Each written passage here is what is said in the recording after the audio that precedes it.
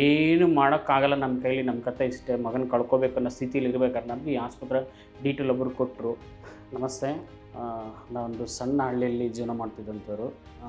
Devanahalli ತಾಲೂಕಲ್ಲೊಂದು village ನಮ್ಮದು. ಮತ್ತು ನನ್ನ ಮಗನಿಗೆ ಅವನು ಓದ್ಕೊಂಡೆ ಒಂದು ಕಡೆ ಕೆಲ್ಸಕ್ಕೆ ಹೋಗ್ತಾಯಿದ್ದ, ಸೆಕೆಂಡ್ PUCಯಲ್ಲಿ ಓದ್ಕೊಂಡು ಕೆಲ್ಸಕ್ಕೆ ಹೋಗ್ಬೇಕಾದ್ರೆ ಅಲ್ಲೊಂದು ಏನೋ ಬೈ ಮಿಸ್ಟೇಕಾಗಿ ಕಾಲು ಜಾರಿ ಎಲ್ಲೋ ಒಂದು ಸಂದಿಗೆ ಸಿಕ್ಕಾಕ್ಕೊಂಡು ಅವ್ನು ನಮ್ಮ ಹತ್ರ ಹೇಳ್ಕೊಳ್ಳಿಲ್ಲ. 2 ವರ್ಷ ಆದಮೇಲೆ ಗೊತ್ತಾಯ್ತು ನಮಗೆ. ಸಣ್ಣದಾಗಿ ಪೇಯ್ನ್ ಬರ್ತಿತ್ತು, ನೋವು ಬರ್ತಿತ್ತು ಜಾಗದಲ್ಲಿ. ಆ ನೋವು ಬಂದಾಗ ಕೊನೆಗೆ ಆ ಡಾಕ್ಟ್ರ್ ಈ ಡಾಕ್ಟ್ರ್ ಅಂತ ಅಲ್ಲಿ ನೋಡ್ಸೊತ್ತಿಗೆ ಕೊನೆಗೆ ಒಬ್ಬರು ಡಾಕ್ಟ್ರು ಸಜೆಸ್ಟ್ ಮಾಡಿದ್ರು ನಮಗೆ, ಒಂದು MRI ಸ್ಕ್ಯಾನ್ ಮಾಡಿಸಿ ನೋಡೋಣ ಅಂತೇಳಿ. ಅಲ್ಲಿ ನೋಡಿಸಿದ್ಮೇಲೆ ಗೊತ್ತಾಯಿತು ಇವನಿಗೆ ಬೋನ್ಸ್ ಕ್ಯಾನ್ಸರ್ ಇದೆ ಅಂತೇಳಿ. ತುಂಬ ನೋವು ತಿಂದ್ವಿ, ಯಾಕಂದ್ರೆ ತುಂಬ ಬಡತನದಲ್ಲಿದ್ವಿ. ಬಟ್ ಒಬ್ಬನೇ ಮಗಳಿಗೆ ಹಿಂಗೆ ಆಯ್ತು ಅಂತೇಳಿ ತುಂಬ ನೋವು ತಿನ್ನೋ ಟೈಮಲ್ಲಿ ಸುಮಾರು ಆಸ್ಪತ್ರೆ ಸುತ್ತಿದ್ವಿ. MRI ಒಂದು 2 ಸಲ ಮಾಡಿದ್ರು, ಮತ್ತು PET ಸ್ಕ್ಯಾನ್ ಎಲ್ಲ ಸ್ಕ್ಯಾನು ಮಾಡಿದ್ರು. ಲಾಸ್ಟ್ ಫೈನಲ್ಗೆ ಇಲ್ಲ, ಕಾಲು ತೆಗಿಬೇಕು ಅಂತ ಹೇಳಿದ್ರು ಆ ಆಸ್ಪತ್ರೆಯಲ್ಲಿ. ಸಡನ್ಲಿ ಏನಾಯ್ತಂದ್ರೆ ನಮಗೆ ಒಬ್ಬನೇ ಮಗ ಅಲ್ಲ, ತಲೆ ತೋರಿಸ್ತಿಲ್ಲ. ಕೊನೆಗೆ ಇಲ್ಲಿ ಸೈಟ್ ಕೇರ್ ಅನ್ನೋ ಆಸ್ಪತ್ರೆ, ಬಾಗ್ಲೂರು ಕ್ರಾಸ್ ಹತ್ರ ಒಂದು ಆಸ್ಪತ್ರೆ ಸೈಟ್ ಕೇರ್ ಅಂತ ಒಂದು ಹಾಸ್ಪಿಟಲ್ ಇದೆ. ನಿಜವಾಗ್ಲೂ ಡಾಕ್ಟರ್ ದೀಪಕ್ ಸರ್ಗೆ ತುಂಬ ಚಿರಋಣಿ ಆಗಿತ್ತು ನಮ್ಮ ಫ್ಯಾಮಿಲಿ ಕಡೆಯಿಂದ. ಡಾಕ್ಟರ್ ದೀಪಕ್ ಸರ್ ಮತ್ತು ವಿಕಾಸ್ ಡಾಕ್ಟರ್ ಸರ್, ಇವರು ನಿಜವಾಗ್ಲೂ ನಮಗೆ ತುಂಬ ಹೆಲ್ಪ್ ಮಾಡಿದ್ರು. ನಾವು ಹತ್ತಿದ್ದೀವಿ ಅಂದರೆ ಅಷ್ಟಿಷ್ಟು ಹತ್ತಿಲ್ಲ ಅವತ್ತು.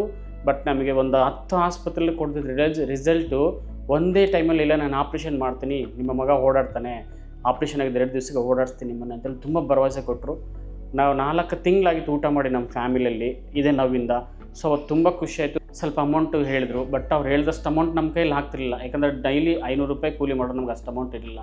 ಕೊನೆಗೆ ಡಾಕ್ಟ್ರ್ ಯಾರೋ ಒಬ್ಬರು ಟ್ರಸ್ಟ್ ಕಡೆಯಿಂದ ಸಜೆಸ್ಟ್ ಮಾಡಿ ತುಂಬ ಅಂದರೆ ಹೇಳೋಕ್ಕಾಗಲ್ಲ ಅಷ್ಟೇ ಹೆಲ್ಪ್ಫುಲ್ ಮಾಡಿದ್ರು. ಸೈಟ್ ಕೇರ್ ಆಸ್ಪತ್ರೆ ಸಿಬ್ಬಂದಿಗೆ ಮತ್ತು ಡಾಕ್ಟರ್ಸ್ಗೆ ನನ್ನ ಹೃದಯಪೂರ್ವಕ ಧನ್ಯವಾದಗಳು. Hi, this young 21-year-old boy came to us with a large tumor in his thigh. This was partially encasing the blood vessels, and this is a very technically challenging and difficult surgery from terms of how to salvage the limb. You know, the previous days we used to do amputations, but nowadays with the advancing technology we are able to salvage the limb and restore the functional and the cosmetic independence for the patient. Surgery went on very smoothly.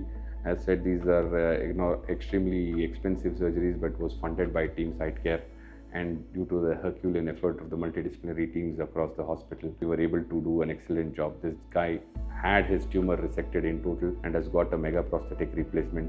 In fact, the partially encased vessel had to be resected, and a bypass surgery was done very successfully by one of our esteemed plastic surgeons, Dr. Kiran. He is able to walk from the very next day itself. He will need some rehabilitation, which he'll do very well, I'm sure, and hopefully will lead a normal life if the chemotherapy is successful as well.